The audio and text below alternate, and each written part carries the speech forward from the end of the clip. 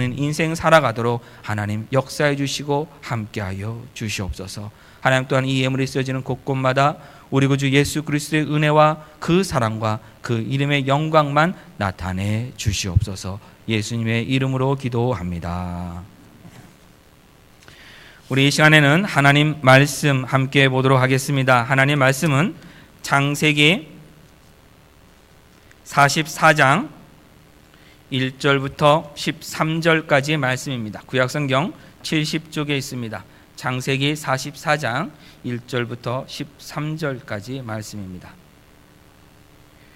요셉이 그 청지에게 명하여 가로되 양식을 각인의 자루에 실을 수 있을 만큼 채우고 각인의 돈을 그 자루에 넣고 또 네 잔 곧 은잔을 그 소년의 자루 아구에 넣고 그 양식과 돈도 함께 넣으라매 그가 요셉의 명령대로 하고 계동시에 사람들과 그 나귀를 보내니라. 그들이 성에서 나가 멀리 가기 전에 요셉이 청지기에게 이르되 일어나 그 사람들의 뒤를 따라 미칠 때 그들에게 이르기를 너희가 어찌하여 악으로 손을 갚느냐. 이것은 내 주인이 가지고 마시며 늘 점치는 데 쓰는 것이 아니냐. 너희가 이같이 하니 악하도다 하라. 청지가 그들에게 따라 미쳐 그대로 말하니 그들이 그에게 대답하되 우리 주여 어찌 이렇게 말씀하시나이까. 이런 일은 종들이 결단코 아니하나이다. 우리 자루에 있던 돈도 우리가 가나안 땅에서부터 당신에게로 가져왔거늘 우리가 어찌 당신 주인의 집에서 은금을 도적질하리이까.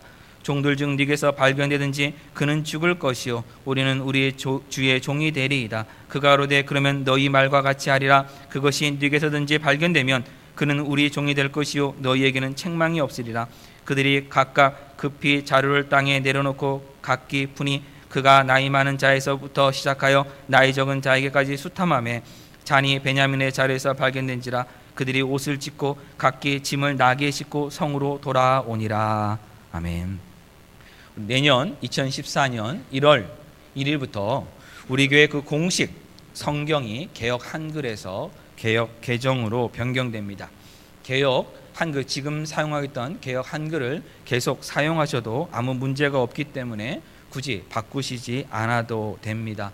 일전에 목회 칼럼에서 말씀드렸듯이 여러분이 성경을 개역 한글이든 개역 개정본이든 아니면 뭐 새번역 성경이든 아니면 현대인의 성경이든 현대어 성경이든 우리말 성경이든 쉬운 성경이든 여러 가지 번역본 중에서 어떤 것을 고르시냐보다 더 중요한 것은 무엇이냐면 여러분이 열심히 읽으실 것을 고르시면 됩니다.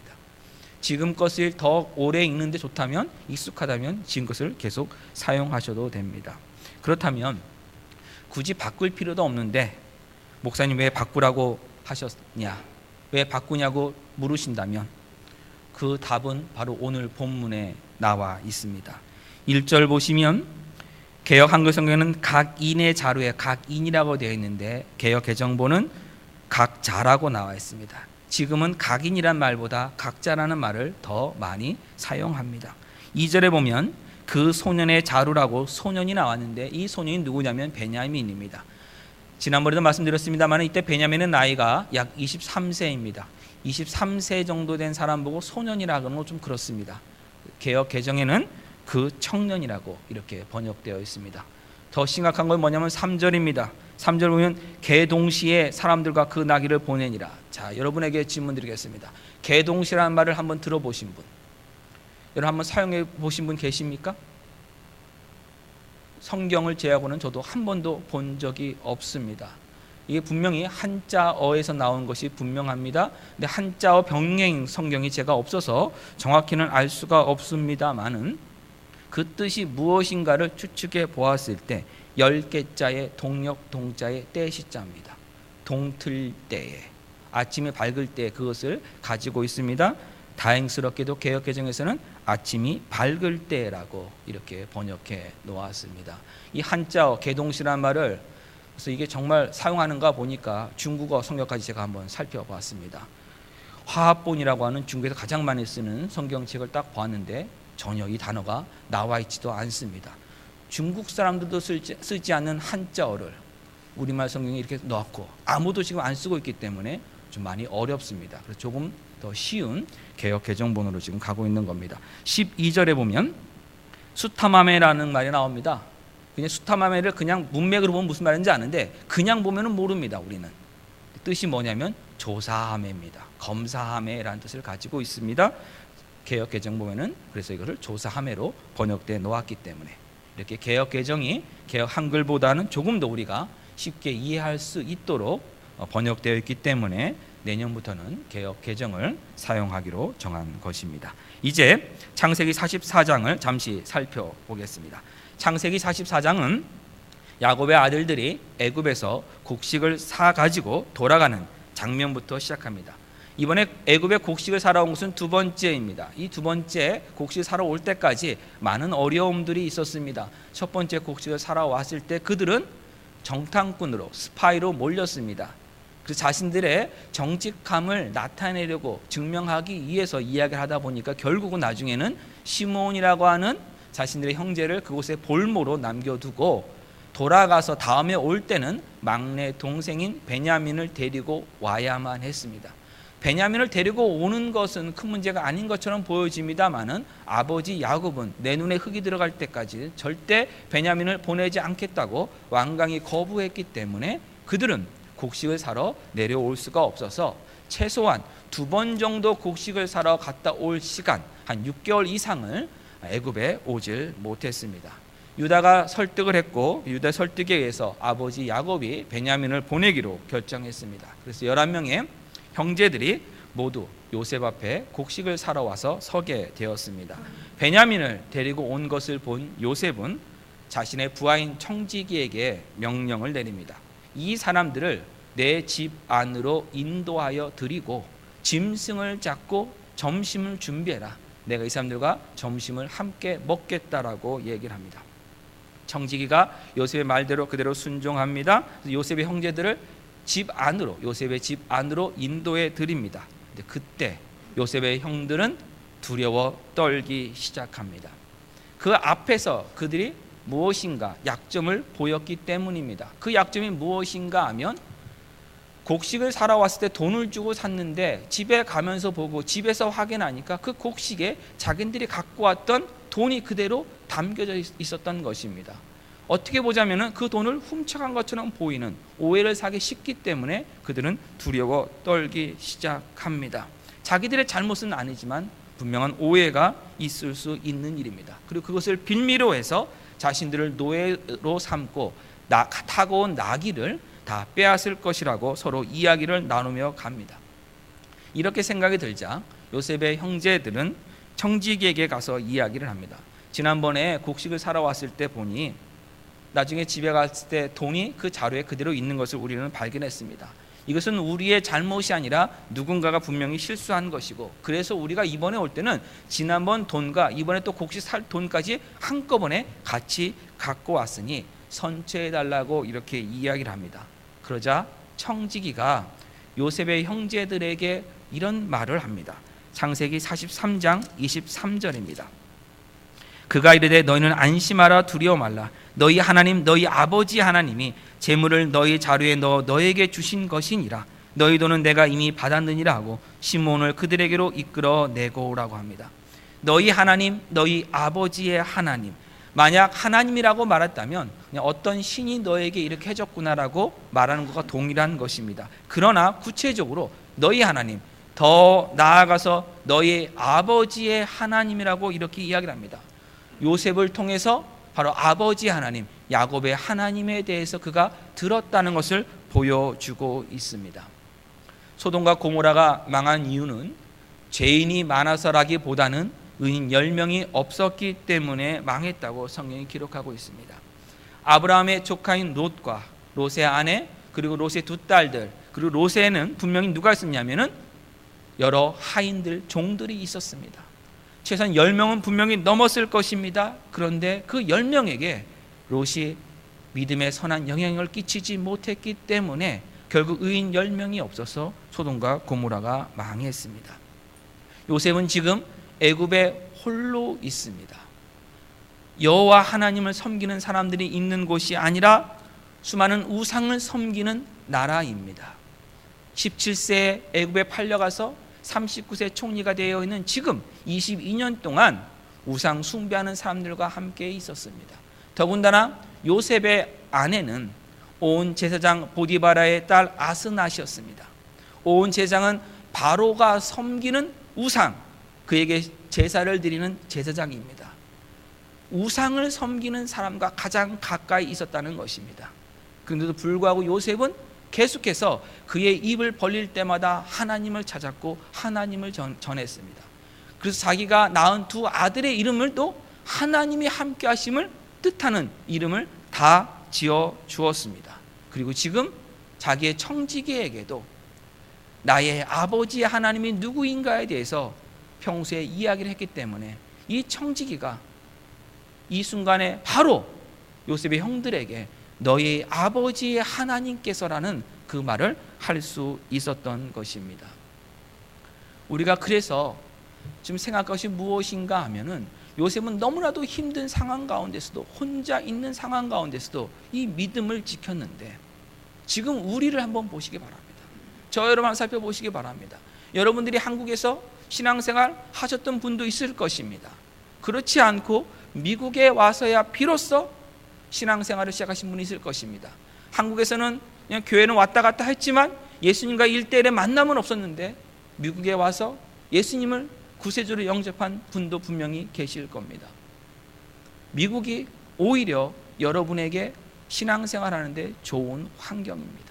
많은 분들은 한국이 신앙생활 더 좋은 곳이 아니냐고 얘기하지만 한국에서는요, 여러분, 신경 쓸 일도 많고 바깥 일도 너무 많습니다. 그래서 정말 신앙생활 제대로 하기 쉽지 않아요. 근데 미국에 오니까 말이 통합니까? 문화가 같습니까?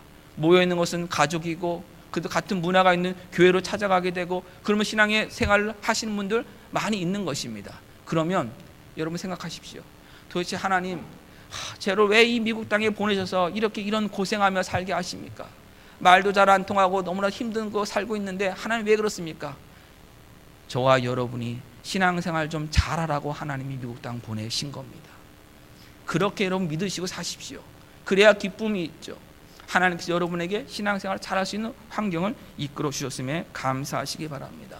이렇게 힘든 가운데서도 하나님을 향한 믿음을 잃지 않는 요셉보다 우리는 얼마나 지금 복받은 사람들입니까?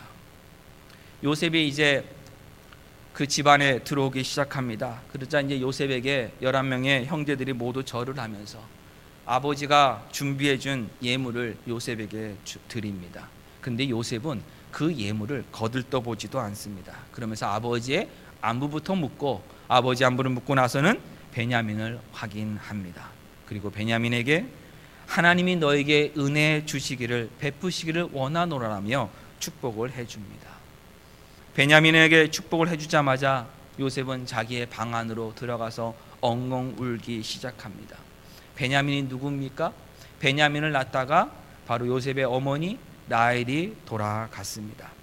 베냐민이 1살 정도일 때 요셉은 애굽으로 팔려갔습니다. 지난 22년 동안 베냐민이 살아있는지 어떤지 요셉은 알 수가 없었습니다. 22년 만에 베냐민을 만났으니, 그 1살 때 헤어졌던 그 베냐민이 23살 청년으로 건장하게 만났으니 얼마나 감정이 북받쳤겠습니까? 방 안에서 홀로 울면서 감정을 다스립니다. 그리고 감정을 억제하고 나와서 식사를 시작합니다. 여기서 우리는 요셉의 형들이 요셉과 함께 밥을 먹을 수 있었던 이유가 무엇인지를 한번 확인해 봐야 합니다. 요셉의 형들이 요셉 앞에 설 수 있는 자격은 없었습니다. 요셉의 형들은 애굽의 총리 앞에 있을 수가 없고, 애굽의 총리라는 그 사람의 집에 들어가서 함께 식사할 수 없는 사람입니다.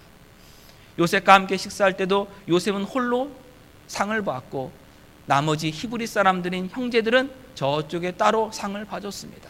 함께 어울릴 수 없는 사람입니다. 이미 애굽에서 가장 높은 실권자 중에 한 사람이 요셉이기 때문입니다.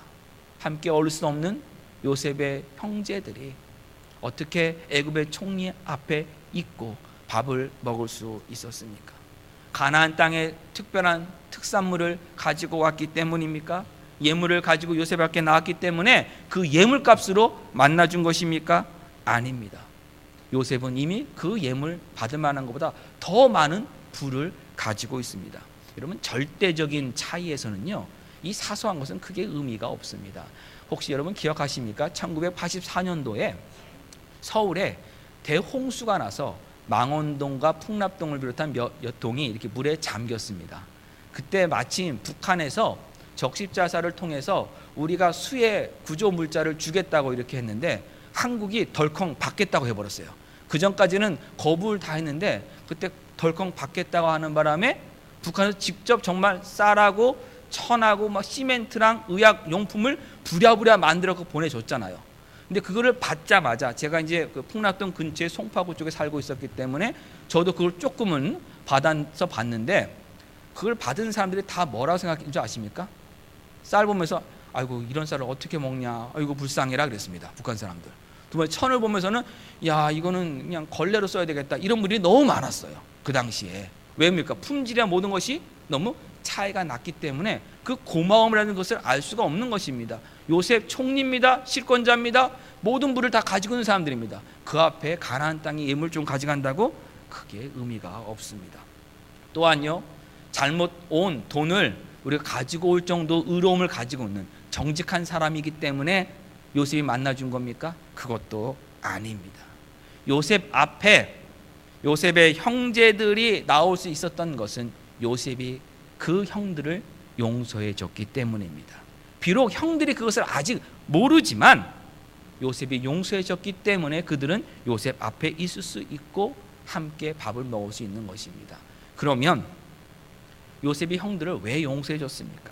하나님께서 한 형제로 묶어 주셨고 하나님께서 그 가족을 야곱의 가족을 구원하시기 위해서 요셉을 앞서 보내셨음을 그가 알고 있었기 때문입니다. 그 이유 때문에 요셉은 형들을 용서해 준 것이고 그리고 형들과 함께 있는 것입니다. 결국은요, 애굽의 총리와 야곱의 아들들이 함께 있을 수 있고 식사를 한 것은 형제 관계가 있었기 때문입니다. 마찬가지입니다. 곡식이 떨어져서 애굽의 총리 앞에 선 요셉의 형들처럼 우리는 우리 육신의 생명이 떨어지는 언젠가 하나님 앞에 있을 것입니다. 그때 우리들이 하나님 앞에 있을 수 있고 하나님과 영원히 함께 살 수 있는 자격 조건은 무엇입니까? 이 땅에서 도덕적으로나 윤리적으로 착한 삶을 살았기 때문입니까? 교회에 열심히 출석했기 때문입니까? 침례를 받고 세례를 받았기 때문입니까? 성찬식을 참여하고 교회 일에 열심히 봉사에 참여했기 때문입니까? 아닙니다. 하나님과 영원히 함께 살 수 있는 것은 예수 그리스도를 통하여 하나님을 아버지라 부를 수 있는 하나님과의 부자 관계가 이루어졌기 때문입니다. 하나님이 우리 아버지시고 우리가 하나님의 자녀라 일컬음 받기 때문에 하나님 앞에 있는 것이고 하나님과 영원히 함께 할 수 있는 것이지 우리가 이 땅에서 무엇 선행을 가지고 하나님 앞에 갈 수 있는 것은 절대 아닙니다. 하나님 보좌 앞에서 하나님이 관심을 가지고 계시는 것은 우리가 예수 그리스도를 통하였느냐, 예수 그리스도 어떤 관계가 있느냐, 이것 하나밖에 없습니다. 그래서 우리는 예수님과 분명한 관계가 있어야 합니다. 이 정도만 내가 생활하면, 이 정도만 내가 믿으면, 교회만 출석을 하면, 예배만 참석을 하면 예수님과 내가 관계가 있겠지. 그것은 내 생각입니다. 하나님이 원하시는 분명한 관계가 있어야 됩니다. 요셉과 요셉의 형들의 관계도 마찬가지입니다. 요셉의 형들이 지난번 곡식을 사러 왔을 때 요셉 앞에서 자기들도 모르게 보여준 것이 뭐냐면 요셉을 판 것에 대해서 후회하고 있음을, 그것이 잘못이었음을 뉘우치고 있음을 보여주었습니다. 그러나 후회만으로는 안 됩니다. 후회만으로는 요셉과 요셉의 형제들 사이에 있는 그 아픔과 벽이 사라지질 않습니다. 진정한 회복이 일어나기 위해서는 후회를 넘어서서 회개를 해야 합니다. 회개가 없으면 진정한 회복이 일어나질 않습니다. 그래서 지금 요셉은 형들이 후회 수준에 머물고 있는지 아니면 회개를 했는지를 확인하기 위해서 시간을 끌고 지금 시험을 합니다. 베냐민이 오자마자 얼마든지 이야기할 수 있어요. 형님들 제가 요셉입니다라고 이야기할 수 있습니다. 근데 그 일을 하지 않습니다. 왜 그렇습니까? 분명한 회개가 없다면, 분명한 그 관계 형성이 이루어지지 않기 때문입니다. 그것은 요셉만을 위한 것이 아니라 요셉의 형들을 위해서입니다. 요셉의 형들도 마찬가지입니다. 진정한 회개를 한 사람만이 진정한 용서를 경험합니다. 그 진정한 용서를 경험하지 않으면 요셉이 언제 마음이 바뀔지 모를까 봐 불안할 수밖에 없는 것입니다. 요셉의 형들을 위해서도 요셉을 위해서도 서로 간에 무엇이 필요하냐면 요셉의 형들이 요셉에게 한 잘못에 대해서, 죄에 대해서 진정한 회개를 해야 합니다.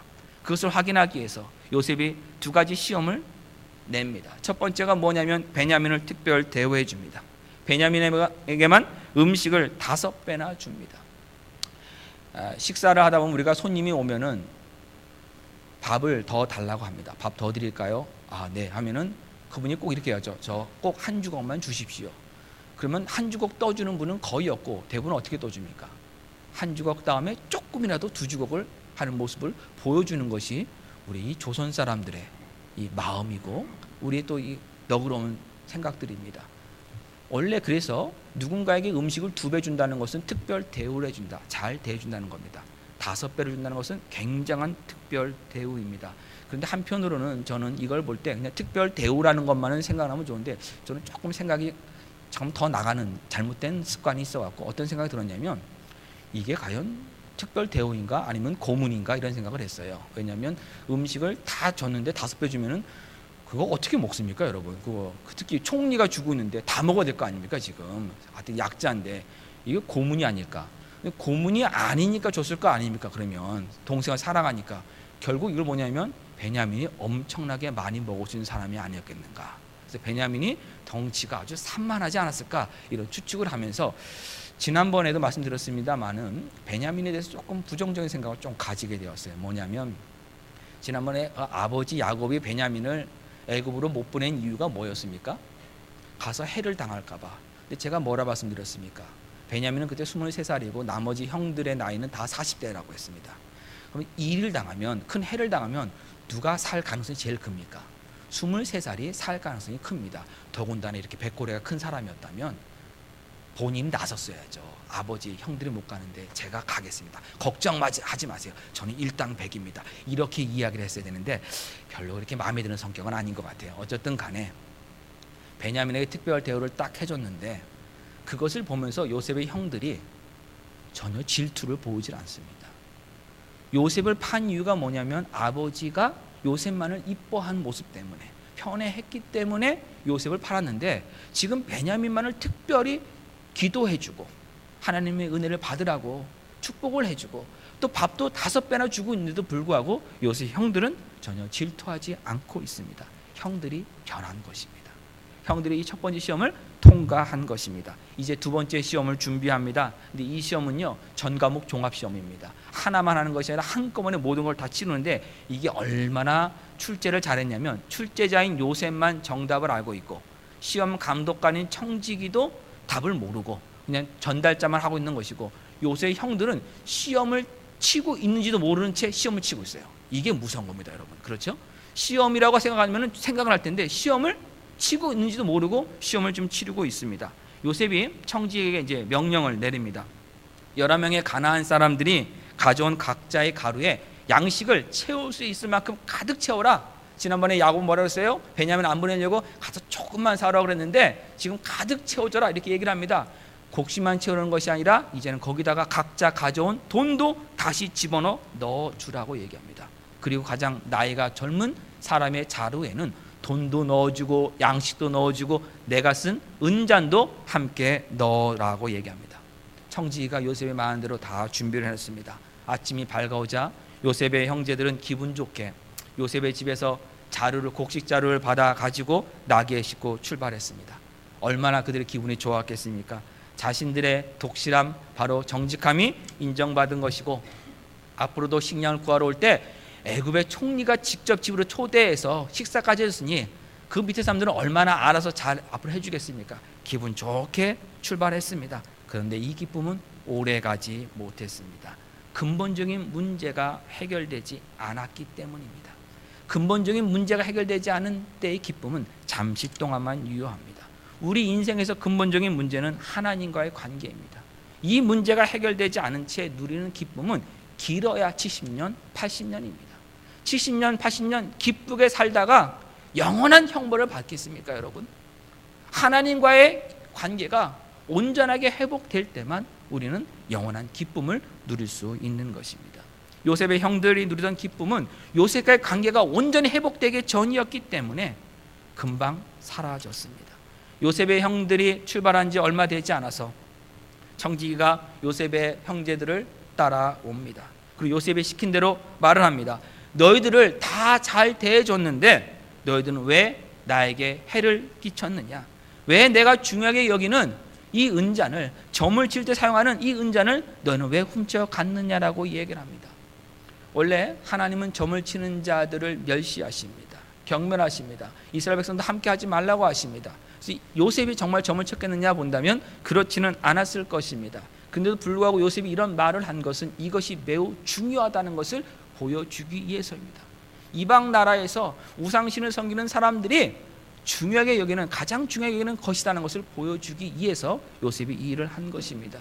그래서 요셉이 점을 치는 사람으로서 많은 비밀들, 남이 모르는 것을 많이 알고 있는 특별한 사람인데 너희는 왜 속이려고 했느냐, 이것을 말하기 위해서 지금 이 은잔은 점을 치는 은잔이었다고 말을 한 것입니다.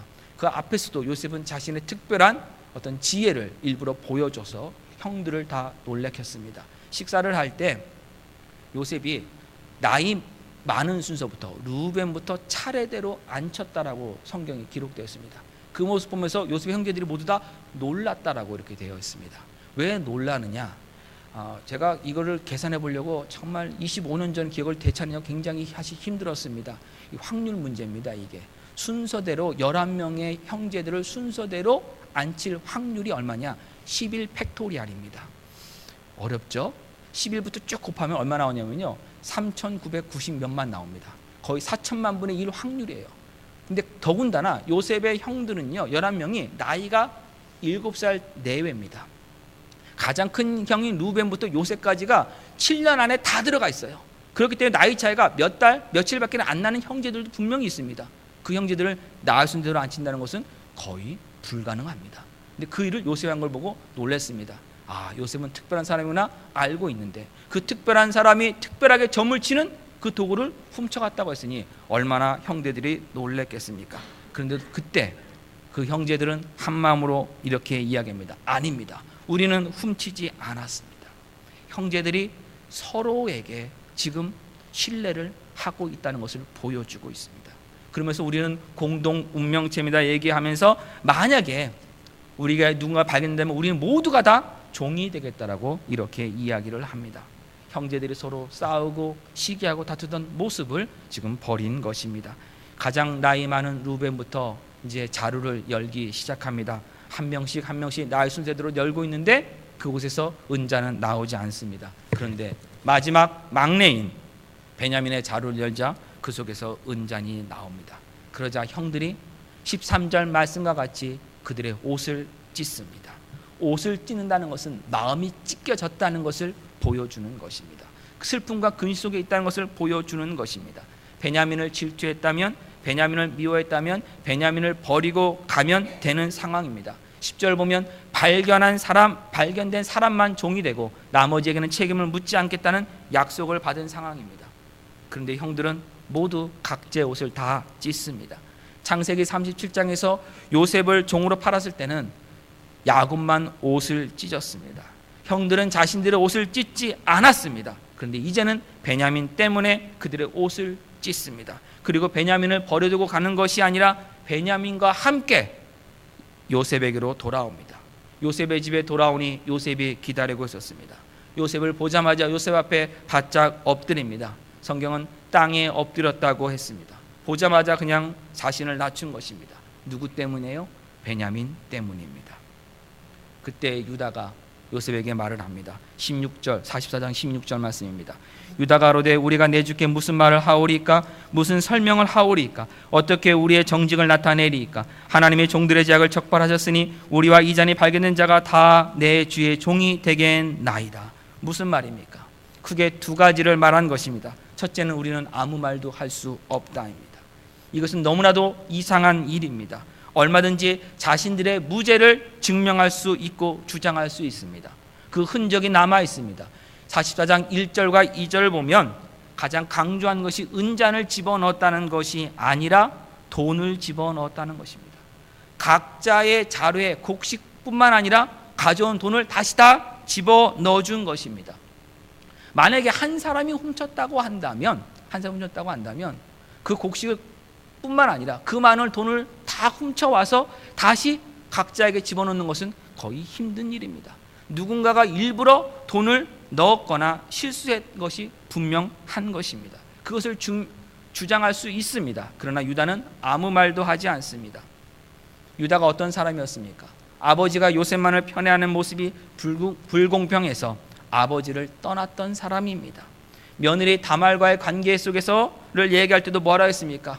저가 다말이 나보다 더 의롭다라고, 더 옳도다라고 정의를 말했던 사람이 유다입니다. 지금도 요셉에게 이것은 불공정합니다, 불공평합니다, 뭔가 잘못된 것입니다 라고 정의를 말할 수 있는데 유다는 그것을 말하지 않습니다. 유다는 지금 자비만을 구합니다. 지난주에 자비를 구한다는 말이 뭐라고 말씀드렸습니까? 자비와 은혜가 받는 사람에게 둘 다 유익하다는 점에서는 공통점이 있지만 자비는 벌을 받아야 할 사람이 벌을 주지 말라달라고, 벌 주지 말라고 부탁하는 것이 여러분 자비입니다. 그런가 하면은 은혜는 내가 아무런 자격이 없는데 좋은 것을 구할 때 그것이 은혜를 구한다는 뜻입니다. 지금 18절 말씀 보시기 바랍니다. 유다가 다시 말합니다. 주의 종에게 노하지 마옵소서, 자비를 베풀어 주시옵소서. 우리가 지금 죄인이라는 것을 지금 인정하는 것이에요. 우리에게 책임이 있다는 것입니다. 그래서 이 책임이 있기 때문에 당신이 우리에게 노를 행해야 되는데 노를 행하지 말아 주십시오, 자비를 좀 구합니다라고 지금 이야기를 한 것입니다. 예수님을 전하면, 복음을 전하면 이렇게 반문하는 사람들이 있습니다. 예수님을 대해서 듣기 전에, 예수님 누구신지에 대해서 듣기 전에 죽은 사람들은 어떡합니까? 너무 억울한 거 아닙니까? 이순신 장군 참 훌륭한 일만 했는데 복음 못 듣고 죽었으니 이거 너무 억울한 것 아닙니까? 공평하지 않습니다. 하나님은 공평하지 않는데 내가 어떻게 하나님을 믿을 수 있겠습니까? 이렇게 말씀하신 분들이 있습니다. 하나님을 하나님으로 인정하지 않은 것, 하나님의 주인 되심을 인정하지 않고 내가 내 인생의 주인으로 살아가서 하나님 뜻을 거스르며 살았던 그 모든 것들이 바로 하나님께 죄를 진 겁니다. 그리고 그 죄값으로 우리는 죽어서, 영원히 죽어서 또한 지옥에서 영원한 형벌을 받아야 하는 처지입니다. 그것을 인정하지 않고 왜 하나님이 이 놀라운 복음을 지금 나에게만 전해주시고 내 조상들이라든지 다른 사람들에게는 왜 전해주지 않으셨냐고, 그럼 공평하지 않으신 것 아니겠냐고. 하나님이 공평하시다면 내가 믿어볼 의향은 있는데 그렇지 않은 것 같으니까 믿을 것도 아니라고 말하는 아주 교만한 모습입니다. 무엇을 말하고 있는 겁니까? 하나님 앞에 자비를 구해야 된다는 것을 아예 모르고 하나님께 정의만을 이야기하고 있어요. 그리고 정의의 기준이 누굽니까? 나입니다. 바로 죄 가운데 있는 사람의 모습입니다. 유다 마찬가지입니다. 정의를 구할 수 있지만 지금 유다는 정의를 구하지 않습니다. 자비를 구합니다. 그리고 한 가지 더 사실을 인정합니다. 그것은 지금의 고난이, 지금 일어난 그 일이 그들이 지은 죄의 결과라는 사실을 인정합니다. 16절 말씀입니다. 하나님이 종들의 죄악을 척발하셨으니, 죄악이 단수로 쓰여졌습니다. 바로 요셉을 미워하고 요셉을 종으로 팔고 아버지를 속인 죄입니다. 그것이 하나님이 죄악임을, 하나님께 지은 죄였음을 하나님이 지금 보여주셨다라고 말씀하고 있는 것입니다. 어떻게 해요? 은잔 때문입니다. 요셉을 애굽할 때 은 20개 팔았습니다. 지금 그 은잔 때문에 지금 베냐민이 종으로 가게 되었습니다. 그때 그들은 뭘 기억한 겁니까? 그들이 요셉에게 했던 바로 그 죄를 기억한 것입니다. 하나님이 그 죄를 지금 밝혀주셨다. 그러면서 우리와 이 잔이 발견된 자가 다 주의 종이 되겠나이다. 베냐민과 함께 종으로 있겠다고 자기 자신들을 내어놓습니다. 그저 요셉은 다시 말합니다. 베냐민만 종이 되면 되고 너희는 너희 아버지에게로 돌아가라. 평안히 가면 된다라고 얘기합니다. 바로 이제 마지막 시험 문제가 내려진 것입니다. 이때 유다는 베냐민이 함께 가지 않는다면 우리 아버지는 죽을 것이라고 말을 합니다. 아버지 생각을 전혀 하지 않았던 유다가 변한 것입니다. 그리고 마지막 제안을 합니다. 33절입니다. 청컨대 주의 종으로 아이를 대신하여 있어서 주의 종이 되게 하시고 아이는 형제와 함께 도로 올려 보내소서. 내가 어찌 아이와 함께 하지 아니하고 내 아버지에게로 올라갈 수 있으리까? 두렵건대 죄가 내 아비에게 미침을 보리이다. 유다가 지금 아버지와 베냐민을 위해서 자신이 대신 종이 되겠다고 말합니다. 베냐민 대신 종이 되는 희생을 하겠다고 나섭니다. 자기 자신만을 생각하고 살던 유다가 변했습니다. 책임을 남에게 전가하던 유다가 변했습니다. 요셉이 팔려간 것도 아버지가 편했기 때문이라며 아버지를 원망하고 아버지에게 책임을 돌리던 유다가 변해서 자비만을 구하고 자신이 책임지겠다고 나섰습니다. 이것이 회개한 사람의 모습입니다. 첫 번째로 곡식을 사러 왔을 때 그들은 분명히 잘못에 대해서 뉘우쳤습니다. 후회함을 보여줬습니다. 그러나 그것으로 요셉과의 관계가 온전히 회복되기는 불가능합니다. 후회를 넘어서서 회개하고 그 회개의 열매가 맺힐 때 바로 이 회복이, 온전한 회복이 이루어지는 것입니다. 회개하는 사람은 책임을 남에게 돌리지 않습니다. 책임 돌리기는 창세기 3장에 처음 나왔습니다. 바로 아담과 하와가 선악과를 먹은 다음에 서로에게 그리고 다른 존재에게 그들의 책임을 돌린 모습이었습니다. 이것은 바로 죄로 인한 제 부패한 모습입니다. 어린 시절에, 청년 시절에 제가 말 한번 실수했다가 참 부모님 가슴에 못을 박은 적이 있습니다. 학창 시절에 학비를 벌기 위해서 일주일 내내 과외를 했습니다. 그러다 보니까 제가 공부할 시간이 많이 없었는데, 그러다가 이제 어느 날 얘기하다가 그때 과외 안 하고 차라리 좀 고시 공부를 해봤으면 좋았을 뻔했는데, 이런 그냥 지나가는 말을 한번 해봤습니다. 어차피 저는 해도 제 성격상으로 엉덩이가 무겁지 않기 때문에 고시를 패스할 일은 전혀 없습니다만은 그때 왜 그런 말을 했는지 지금도 모르겠습니다. 아무튼 그런 얘기를 했습니다. 근데 그것이 부모님에게는 못이 되었어요. 이유가 뭡니까? 제가 게으른 거고 제가 잠을 많이 잔 거고 제가 논 것이지 부모님 때문에 제가 고시 공부 못한 건 아니잖아요. 부모님 책임을 얘기한 겁니다. 내 가정 환경 때문에 내가 이렇게 살았습니다. 부모님에게 책임 돌리는 겁니다. 또는요, 어떤 분은 교통 티켓 뛸 때 앞서가던 차를 따라만 갔는데 왜 나만 잡았느냐고 억울하다고 얘기합니다.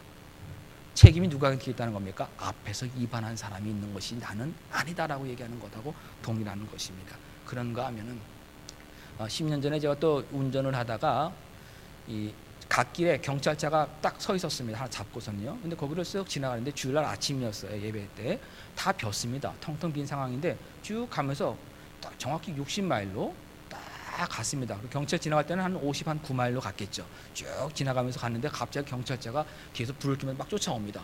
생각을 했습니다. 뭐 보험도 들었고 뭐 자동차 검사도 다 맡았고 모든 게 다 완벽해요. 안전벨트도 보니까 다 맸습니다. 좋구나 하고서 가는데 우리는 아니겠지 했는데 계속 불 켜고 차가 아무도 없어요. 결국은 섰습니다. 서서 보니까 이유가 무엇인가 하니 경찰이 갓길에서 한 사람을 티켓팅을 잡았을 때는 그 경찰차를 피해서 옆 레인으로 가거나 옆 레인으로 갈 수 없는 상황일 때는 속도를 죽이고 가라는 것이 법이었다는 겁니다. 그 법이 발표가 되었대요. 근데 저는 그 법을 몰랐습니다. 그래서 경찰한테 얘기했습니다. 제가 법을 몰랐다고, 나는 몰랐다고 얘기했습니다. 그 책임은 결국 누구에게 있는 겁니까? 모르는 사람에게 책임 있는 거예요? 아니면 그걸 알려주지 않은 텍사스 주정부가 문제인 겁니까? 텍사스 주정부에게 제가 책임을 돌렸습니다. 그런데 법의 정신에는 법은 무조건 변하는 것도 우리가 알 책임이 다 있습니다. 저는 그때 주정부에게 돌렸던 그 기억이 있습니다. 그런가 하면 동성애가 문제입니다. 동성애에 대해 얘기합니다. 이거는요, 태어날 때부터 성적 취향이 다른 거랍니다. 유전적으로 그런 진이 있다는 것이에요. 그 말은 뭡니까? 결국 하나님에게 책임이 있다는 거 아닙니까? 그렇죠? 그러니까 우리가 얼마나 다른 존재한테, 다른 사람에게 책임을 잘 돌리는지 몰라요. 무엇에 대해서요? 우리에게 일어난 잘못이나 죄에 대해서요. 여러분 기억하시기 바랍니다. 죄의 원인과 책임은 우리 자신에게 있습니다. 우리의 욕심이 죄를 낳는 겁니다. 어떤 분들은 원수 마귀가 우리 죄의 원인이라고 생각합니다. 그래서 맨날 원수 마귀만 쫓아내고 귀신만 쫓아내려고 막 그럽니다. 아니에요, 여러분. 그들이 유혹하고 미혹하는 건 맞습니다. 속이는 건 맞습니다. 그러나 그 속임에 넘어가는 것은 우리 욕심입니다. 그래서 죄의 책임은 우리에게 있어요. 죄의 원인도 우리에게 있어요. 그리고 죄의 결과도 결국 우리가 받는 것입니다. 그것을 정확하게 아는 것이 여러분 회개의 시작입니다. 죄를 지은 것에 대한 후회와 슬픔으로 멈추는 것이 아니라 다시는 죄를 짓지 않고 새롭게 살겠다는 의지의 변화가 일어나는, 우리의 지적이고 감정적이고 의지적인 변화가 일어나는 우리 인격의 변화가 바로 회개입니다. 누가복음 15장에 가면 탕자의 비유가 나옵니다. 아버지에게 유산을 미리 달라고 한 둘째 아들이 멀리 떠나갑니다. 허랑방탕한 생활 끝에 그가 무엇을 깨닫습니까? 내가 지금 죄를 지었구나를 깨닫습니다. 그리고 아버지 집이 어떤 곳인지를 그가 다시 한번 깨닫습니다. 아버지에게 돌아옵니다. 와서 아버지에게 무슨 말합니까? 아버지, 저 정말 억울합니다. 저는요, 친구라고 생각해서요, 제가 있는 거 다 퍼줬어요.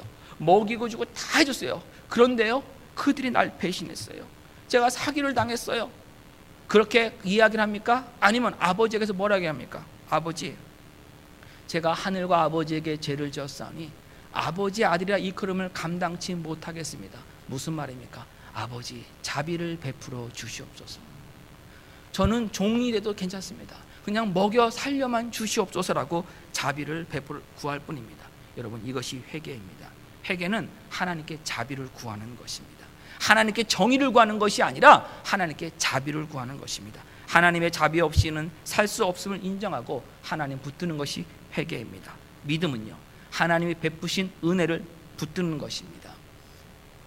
돌아온 탕자가 아버지 앞에 가서 이렇게 얘기를 했습니다. 근데 아버지는 어떻게 했습니까? 좋은 옷을 입혀주고요, 손에 가락지를 끼워주고요, 발에 신발을 신겨주고요, 송아지를 잡아서 잔치를 벌이면서 죽었던 내 아들이 돌아왔다고 막 난리가 났습니다. 아들로 인정해 준 겁니다. 그건 아버지의 은혜입니다. 받을 자격이 없는데 다시 아들로 인정해 준 은혜를 베푼 것입니다. 그 은혜 베푸면 어떻게 해야 됩니까? 믿음으로 받아들여야 됩니다. 아버지가 나를 용서해 줬구나, 아버지가 나를 다시 아들로 인정해 줬구나, 그 믿음으로 받아들이는 것이에요. 거기서 나는 절대 그럴 수 없어요, 그래서 계속 버팅기면 어떻게 됩니까? 안 되는 겁니다. 안 되는 겁니다. 그래서 여러분, 우리가 하나님과의 관계가 회복되기 위해서는 이 두 가지가 반드시 같이 가야 돼요. 무엇이요? 자비를 구하는 회개와 하나님의 은혜를 받는 믿음이 있을 때 하나님과의 관계가 온전히 회복되며 하나님을 아버지라 부르게 되고 우리가 하나님의 자녀라고 하는 일컬음을 받게 되는 것입니다. 요셉이 원한 것 예물이었습니까? 특산품이었습니까? 아닙니다. 요셉이 원한 것은 형들이 진정으로 회개했는가, 그리고 그 회개 열매를 맺고 있는가, 그 변화였습니다. 하나님이 우리에게 원하시는 것이 종교 행위입니까? 주일날 예배 드리는 겁니까? 성경책 읽는 겁니까? 아닙니다. 하나님께 진정으로 나와서 하나님의 자비만을 구하는 회개와 하나님이 베푸신 은혜를 믿음으로 붙드는 것입니다. 그것이 바로 하나님과의 관계가 회복되는 열쇠입니다. 그 모든 것이 바로 예수 그리스도를 통해서 우리에게 주어졌습니다. 예수님께서 저와 여러분이 받아야 할 죄값을 십자가에서 대신 다 치러 주셨습니다. 우리는 바로 그 십자가 대속의 은혜를 믿음으로 받아들이고 하나님 앞에 나아가서 하나님의 자비를 구하며 그 은혜를 붙들며 믿음과 함께 예수 그리스도를 나의 구세주로 영접하는 그것만이 하나님과 우리 사이가 회복되는, 하나님의 창조주심이 우리의 주인 되심이 회복되는 바로 구원이 시작되는 것입니다. 그것이 바로 저와 여러분에게 주어진 하나님의 선물입니다. 바로 이 하나님의 선물이 영원전부터 나를 향해서 지금 이루어지고 있고, 그 길 가운데 하나님이 나를 이 미국 땅, 이 아틀란타, 이 선한 목자 교회까지 보내셔서 이 복음을 듣게 하셨음에 감사하시면서 하나님의 영원하심 안에 언제나 붙들림 받으시는 복된 인생 되시길 주님의 이름으로 부탁드립니다. 기도하겠습니다. 하나님 은혜를 감사합니다. 재료은의 영혼을 죽을 수밖에 없는 저희들을 독생자 예수 그리스도의 대속의 은혜를 통해서 하나님의 자녀로 삼아주신 하나님의 그 크신 사랑에 이 시간 다시 한번 감사를 올려드립니다. 하나님, 이제 진정한 회개의 열매가 있는 삶 살아가게 하여 주시고 믿음의 변화가 있는 하나님의 은혜만을 붙드는 믿음의 변화가 있는 성장의 삶을 살아가게 하여 주셔서 우리 삶의 현장에서 하나님과의 관계가 회복되었음을 증거하며 하나님 나라가 그곳에 선포되었음을 증거하는 하나님의 자녀의 삶 살아가는 저희 모두가 되게 하여 주시옵소서. 예수님의 이름으로 기도합니다. 아멘. 우리 다 같이 일어나셔서 찬송가 500장 하나님께 올려드리면서 예배 마치겠습니다.